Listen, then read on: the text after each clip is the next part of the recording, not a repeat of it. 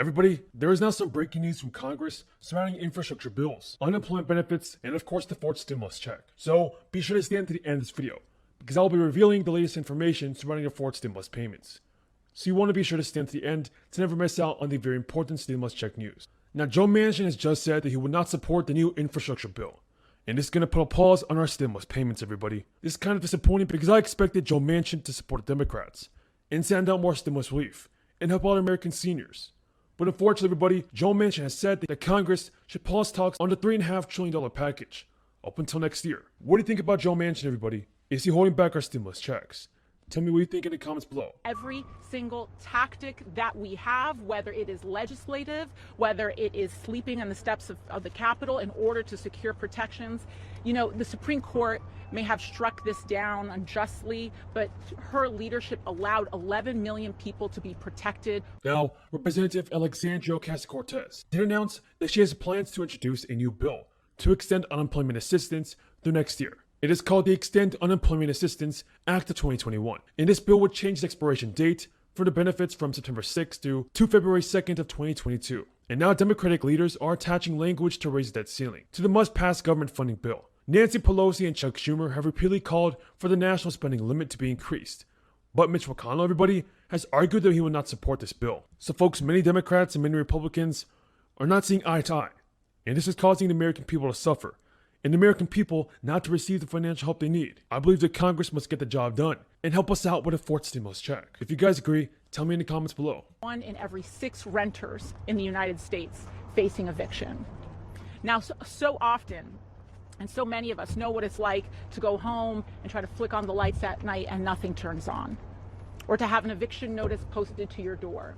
Now, Pelosi and Schumer have also said that addressing debt limit is about meeting obligations that the government has already made. Furthermore, the administration warned last week that the Republican forced default could plunge the country into a recession. Now, Congress has until September 30th to pass legislation to avert a government shutdown. And now with a Change.org petition that has collected more than 2.8 million signatures, Congress must send out a fourth stimulus check of $2,000 for adults and $1,000 for children on a monthly basis for the remainder of the crisis. The petition notes that the recovery has not reached many Americans and points to the need for immediate checks and recurring payments. Stimulus checks, folks, are definitely a necessity. Many Americans have not received the financial help that they need. So a fourth stimulus check must be sent out as soon as possible. If you guys agree, tell me in the comments below. Now, Democrats also brace for the toughest stretch yet of President Biden's agenda. House Democrats have wrapped up the bulk of committee work on a $3.5 trillion bill, which will extend our social benefits like Social Security.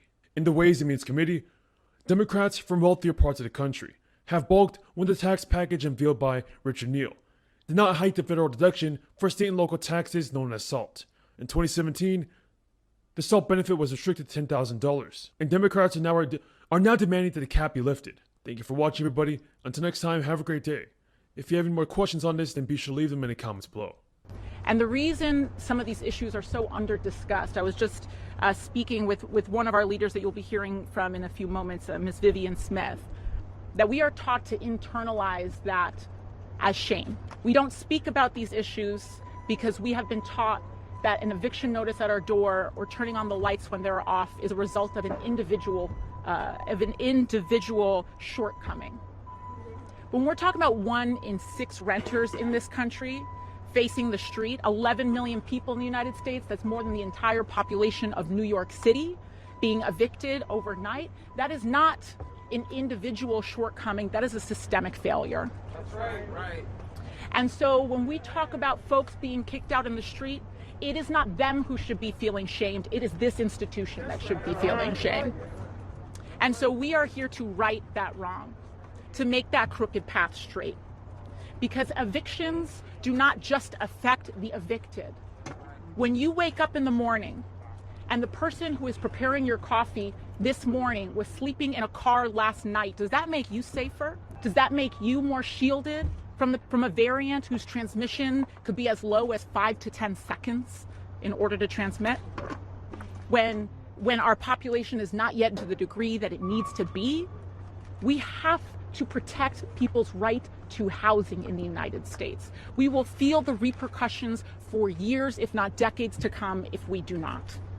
And I also want to rectify some of the myths that are sometimes told about folks on the brink of eviction. The idea that there are so many jobs out there, why don't folks just get a job? People who are facing eviction are employed, but we live in a country where minimum wage does not pay rent in a single state in the United States of America. Telling someone to get a job when they're about to be evicted is to communicate that you're not living in this country at this time, not living in the same reality as most other people. We must institute this eviction moratorium. I'm so proud of Congresswoman Bush and Senator Warren for helping us lead the way on this. The Supreme Court said the administration does not have the authority to issue an eviction moratorium. So what are we going to do? Give them that authority. That's all we want to do. Have Congress give the administration the authority to institute a moratorium because it impacts our health. Housing is a primary indicator, social indicator of health. It makes us sicker when we are unhoused. It makes us healthier when we are. So with that, I want to thank you all. I want to thank all of our partners in this fight. And I'm so proud to introduce one of our newest freshmen for the New York delegation, doing us all so proud every day, along with Jamal Bowman, but Congressman Mondaire Jones. We can make improvements to how we do consultations, and certainly they'll apply, and that part of that happens through conversations with members of his national security team, and we'll work to apply those moving forward. Is he hold Jake Sullivan responsible for this? He certainly doesn't hold anyone. He holds himself responsible, and certainly, though, he has a responsibility to talk to his team always about how we can best manage our diplomatic relationships, and that's what he does in any scenario. One more small question on the meetings this afternoon. On the price tag, is the president still committed to a $3.5 trillion price tag, or does he believe now that more flexibility on that number is warranted? Well, even before today or before this week, the president has always been open to negotiations and discussions, and knew that he was not going to be alone able to wave a magic wand and pass a proposal, right? So part of the objective today, as he's meeting with a range of members with a range of viewpoints, which we welcome, is to see where people are and work to see how we can get this across the finish line moving forward.